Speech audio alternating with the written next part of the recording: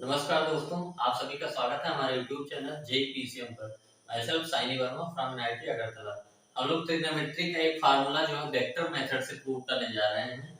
किसी भी ट्रायंगल में हम लोग जानते हैं कि किसी भी ट्रायंगल ABC में A upon sin A equal to B upon sin B equal to C upon sin C।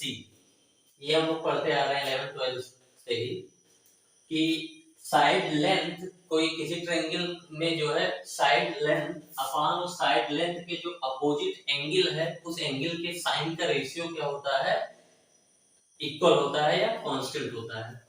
तो इसको हम लोगों को क्या करना है, वेक्टर मेथड से प्रूव करना है। ये ट्रायंगल हमारा हो गया ए बी सी। ये एंगल ए के सामने वाले साइड को हमने नाम दे दिया ए और बी के सामने वाले को बी और सी के सामने वाले को सी। और हम लोग हमेशा पढ़ते आ रहे हैं कि a upon sin a equal to b upon sin b equal to c upon sin c होता है। इसको हमको प्रूव करना है वेक्टर मेथड से। तो वेक्टर इंट्रोड्यूस करते हैं हम लोग। ab को हम लोग क्या करते हैं, वेक्टर c मान लेते हैं और bc को वेक्टर a मान लेते हैं हम लोग और ca को हम लोग मान लेते हैं वेक्टर v। तो यहाँ से हम लोग ट्रायंगल ABC में हम लोगों ने क्या एज्यूम किया कि जो AB वेक्टर है ये C है और BC वेक्टर हमारा ये है वेक्टर A और हमारा CA वेक्टर है ये वेक्टर B।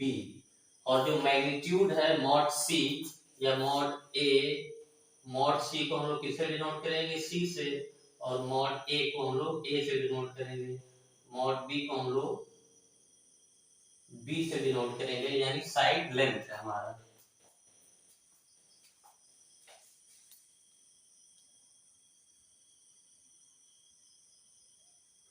लेट इन ट्रायंगल ABC हम लोगों ने जो एज्यूम किया AB vector equal to C, BC vector equal to A and CA vector equal to B। तो ये हम लोगों ने वेक्टर इंट्रोड्यूस कर लिया और साइड लेंथ हमारा क्या है, ABC है। अब हमको पहुंचना है a upon sin a equal to b upon sin b equal to c upon sin c। अब वेक्टर इंट्रोड्यूस करते हैं हम लोग। ट्रायंगल लॉ वेक्टर एडिशन लगाते हैं। Triangle ABC in triangle ABC by the triangle law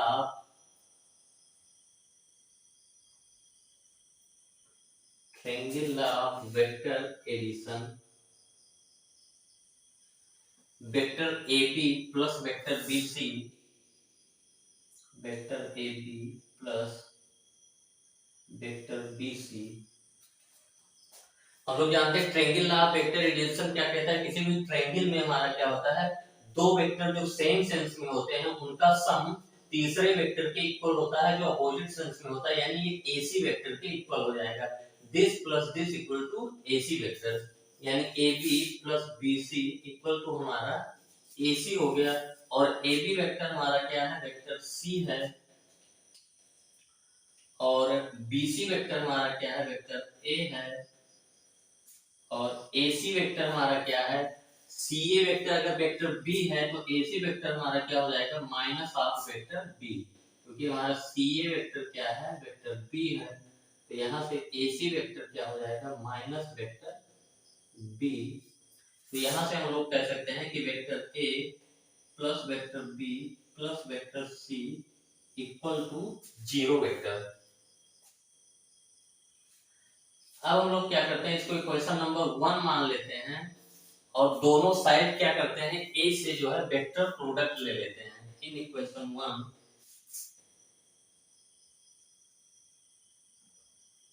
taking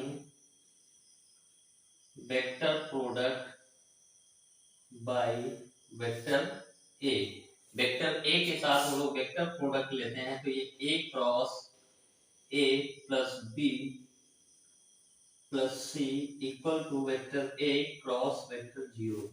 ये हमारा multiply हो जाएगा, यानी क्रॉस प्रोडक्ट डिस्ट्रीब्यूट हो जाता है एडिशन पे, तो A cross A plus A cross B plus A cross C equal to किसी भी वेक्टर का जीरो वेक्टर के साथ प्रोडक्ट क्या होता है, जीरो होता है।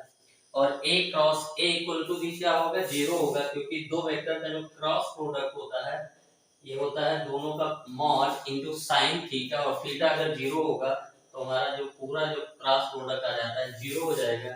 यहाँ से हमारा आ गया A cross B plus A cross C equal to 0, या हम लोग कह सकते हैं A cross B equal to minus of A cross C, या हम लोग ऐसे कह सकते हैं कि A cross B equal to C cross A. ये हम लोग क्यों लिखे, क्योंकि हम लोग जानते हैं कि ए क्रॉस सी को हम लोग लिख सकते हैं minus of C cross A, यानी minus of C cross A की जगह पे हम लोग ए क्रॉस सी की जगह पे हम लोग minus of C cross A रखेंगे, तो एक माइनस पहले से लगा तो माइनस माइनस प्लस हो जाएगा, तो A cross B equal to C cross ए।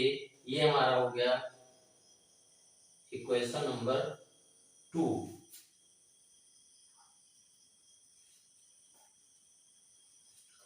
अब हम लोगों ने एक बार वेक्टर ए के साथ जो है वेक्टर प्रोडक्ट लिया था, अब इक्वेशन 1 में हम लोग क्या करते हैं, वेक्टर बी से वेक्टर प्रोडक्ट ले लेते हैं। In equation first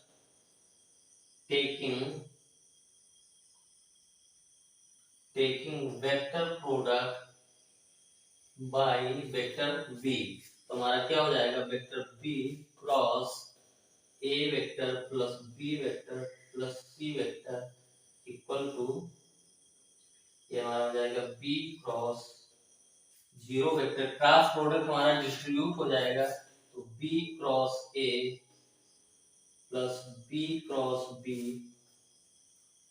plus b cross c equal to 0 vector, और b क्रॉस b की जगह पे हम लोग क्या लिख देंगे, 0, क्योंकि किसी भी वेक्टर का उसी वेक्टर के साथ क्रॉस प्रोडक्ट 0 होता है। यहाँ से हमारा आ गया b क्रॉस a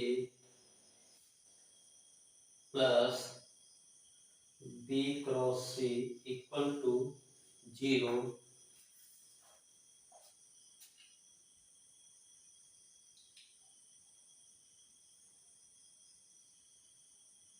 तो इसको हम लोग ऐसे लिख सकते हैं कि b cross a equal to minus of b cross c, इसको हम लोग लिख देते हैं a cross b minus equal to minus of b cross c।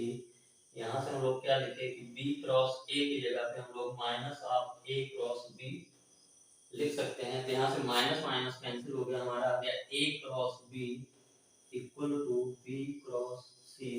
ये इक्वेशन नंबर हमारा हो जाएगा 3rd। अब हम लोग इक्वेशन 2 और इक्वेशन 3rd को अगर ध्यान से देखें तो क्या कह रहा है, a क्रॉस b हमारा c क्रॉस a के बराबर है, और a क्रॉस b हमारा b क्रॉस c के बराबर है, तो हमारा a cross b equal to b cross c equal to c cross a आ जाएगा। तो यहाँ से हम लोग क्या कहेंगे,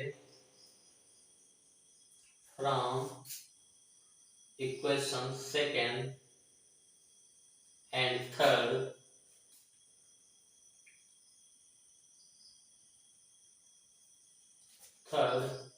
a cross b equal to b cross c equal to c cross a।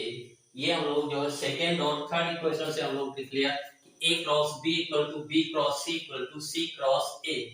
अब हम लोग वेक्टर a और b का क्रॉस प्रोडक्ट निकालना चाहें तो वेक्टर a और वेक्टर b के बीच का एंगल क्या हो जाएगा, हम लोग जानते हैं दो वेक्टर के बीच का एंगल इनके डायरेक्शंस के बीच का एंगल होता है, तो ये हमारा हो गया वेक्टर a और वेक्टर b के बीच का एंगल हमारा हो गया, ये एंगल हमारा c है, तो ये हो गया pi minus c। Vector a और वेक्टर b के बीच का एंगल पाई माइनस c हो गया, और ये हमारा वेक्टर सी और वेक्टर ए के बीच का एंगल हो गया हमारा पाई माइनस बी, और ये हमारा वेक्टर बी और वेक्टर सी के बीच का एंगल आ गया हमारा पाई माइनस ए। एंगल की जरूरत क्यों है? क्योंकि हम लोग ए क्रॉस बी निकालना चाहते हैं, तो ए वेक्टर और बी वेक्टर के बीच का एंगल चाहिए। तो ए क्रॉस बी हमारा क्या हो जाएगा? A cross B equal to mod A mod B, यानी अगर ये इक्वल है तो इसका मैग्नीट्यूड भी इक्वल होगा, तो हम केवल मैग्नीट्यूड ही लेके चलते हैं। तो a क्रॉस b का मैग्नीट्यूड क्या हो जाएगा? मॉड a मॉड b, और वेक्टर a और वेक्टर b के बीच का एंगल क्या है?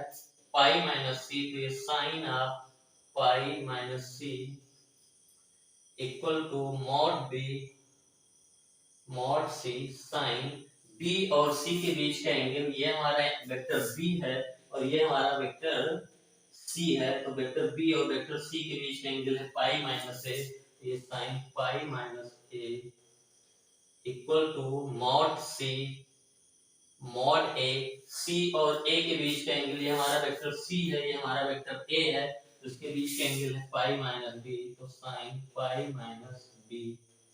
और साइन 180 माइनस थीटा या साइन पाई माइनस थीटा हमारा क्या होता है? साइन थीटा होता है।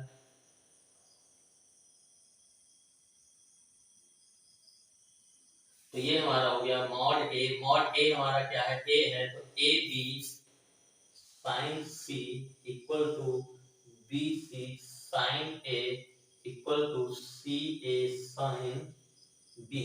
यहां तक हम लोग पहुंच गए। अब थोड़ा जो है आपका जो फेस क्लियर हो रहा होगा। हमारा क्या चाहिए? a अपॉन साइन a, तो हम लोग क्या करते हैं? a b c से डिवाइड कर देते हैं, a into B into C से डिवाइड करें तो ये हमारा हो जाएगा A B sine C upon A B C equal to B C sine A upon A B C equal to C A sine B C A sine B upon A B C. तो ये हमारा हो गया sine C upon C equal to sine A upon A equal to sign B upon B.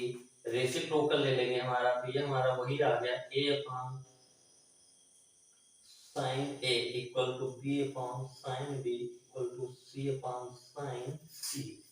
यही हम लोगों को prove करना था। तो ये ट्रिग्नोमेट्री का जो फार्मूला हम लोगों का देखिए वेक्टर मेथड से हम लोगों ने इसको प्रूव कर लिया। तो इसमें इतना ही रखते हैं।